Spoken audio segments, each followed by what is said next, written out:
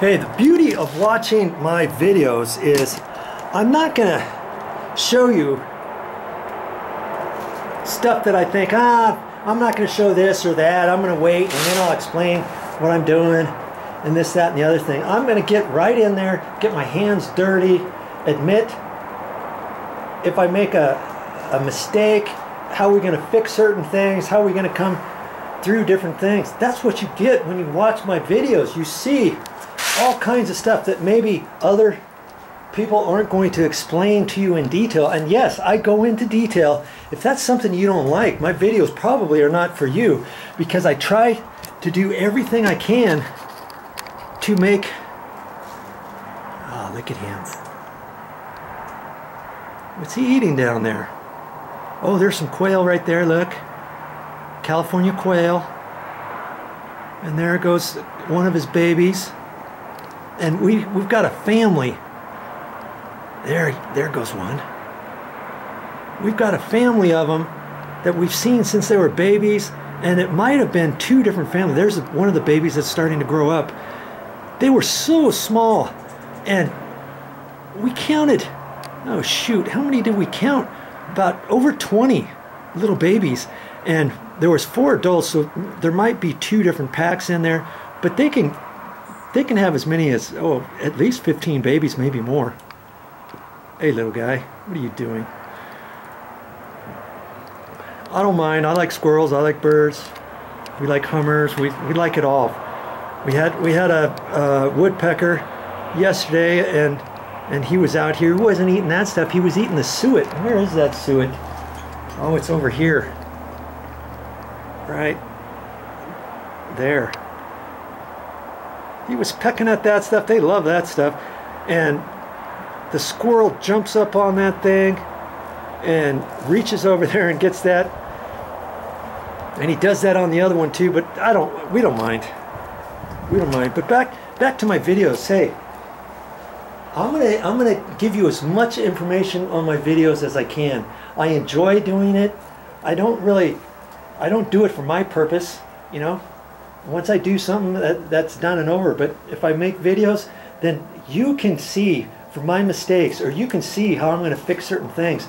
You can see, hey, what's Joe doing now? And you can also see that when I title a video, maybe I give you more than what you're expecting. You never know. I always say, hey, you might want to watch this video. You never know what I'm going to say next. And that's true, because once my thought process goes on, I'm going to add certain things, and I try to add tips and tricks along the way, or certain tips and techniques that I do or that I don't do, that you can learn that way too, okay? So all that stuff kind of goes in play when I make my videos. I love making the videos for you, and I'm glad you're a subscriber. If you're not a subscriber, subscribe to me anytime. I've got so many. I think I have right now 2,658 videos or something, and I'm getting ready to put a lot more videos up. In fact, I've been stockpiling my videos. I have 2 outside drives. One is a terabit. I think it's a terabit. I think that's what you call it. That's full of videos, unedited videos. And I got a third of another terabit or 1.3 terabit outside drive. It's a little rectangular flat thing that you plug in. And I'm loading all my stuff on that. I don't want to load that on my actual computer, because then it slows my actual laptop down, so I put it on an outside drive. Then I know where all my video stuff is, and then I go from there and edit it using another program before I put it up on YouTube.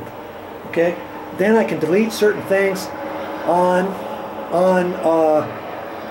my video clips to gain more storage on my outside drives, and just save the edited videos that I do. I don't need all the other stuff that I've cut out, right? And I can do that. So I've got lots of stuff, and that's before working on this series here. And I've got 4 or 5 SIM cards that are still empty, that I'm gonna add, that I can still do. Oh, there's a couple of other birds right there that I can still do and I'm going to be filling those up with this whole entire project. So hey, I don't stop. Whenever I have something that needs to be done in the house, I whip out my video camera. I mean, this is a nice house we moved into, but I'm always doing things inside, and I got a whole list on my phone that I've put down under notes, and I'm gonna end up checking those things out later. You know, this is my first and foremost, but I'm talking and I'm trying to scroll through my stuff. See, here's my entire list of things that I still need to do inside the house, all the way to there. All that stuff is coming up, and anytime I do that stuff, I'm going to make videos of it, and you're going to learn all kinds of new things. And so after a while, I'll have, oh, I don't know, I probably have enough stuff to make another 1,000 videos. 2,658 right now, and all the other stuff that's coming up. So when you watch this video, check and see how many videos I have. I don't know exactly where you do that, but you should see many more than 2,658, because that's going to be just the stuff that I have now, which I have not uploaded for quite some time now. Okay, so once I get done with this project and do all the projects inside the house, you know, in between that, I'm going to need to start uploading things to my YouTube channel, and I enjoy doing that. I just haven't done it for a while, but that doesn't stop me from making videos for you. Now, to follow up on what I was just talking about, how else would have happened had we not seen anything over here and the floor was all fine like that? Well, the home inspector, the actual home inspector, he should have found that dry rot right there, shouldn't he have? When he did his home inspection before we bought the house. And also the termite inspector. You know, a termite inspector, usually they go around looking for termite activity, and then they usually find dry rot areas around the house, and then they make a list of it and point all that. He didn't catch it either. Now, what would have happened had they have just caught it right there? They could have probed a little bit, realized, hey, you know what, this is going deeper than we thought. Let's get underneath the house, because maybe they thought this whole floor over here was fine. Let's get underneath the house. Then they would have found out that there was no access underneath here, because I had to cut the access over here. Then they would have found there was no access over to there. Then they would have had to have cut that, or they would have told the homeowner, hey, there's no access there. We need to get underneath here to see what's going on with this step. Because had they have done something like that, then they would have gotten into this area. They would have seen a big, huge surprise, wouldn't they have? So the reason why I'm explaining this is too, you know, when you get a homeowner's inspection, you have to have a licensed person to do that, which means they have to have insurance. Same thing with a licensed termite inspector who comes out here to do an inspection. They have to have insurance too. And so now my question is, okay, if they missed something like that, who's responsible?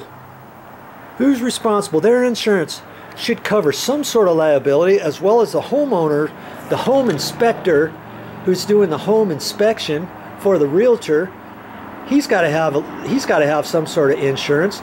The realtor's got to have some sort of insurance. So who's going to pay for this? We don't know just yet. We're hoping that the previous owner's going to, but there's also other avenues we can look at. We can look at all those different things, the closing, the small claims court, the regular court, and do all that before actually hiring an attorney and trying to figure all this stuff out. That's going to be thousands of dollars just for an attorney or something. So look at all the different avenues you have first. Think about it and check that stuff out. I'm going to check and find out about home inspections.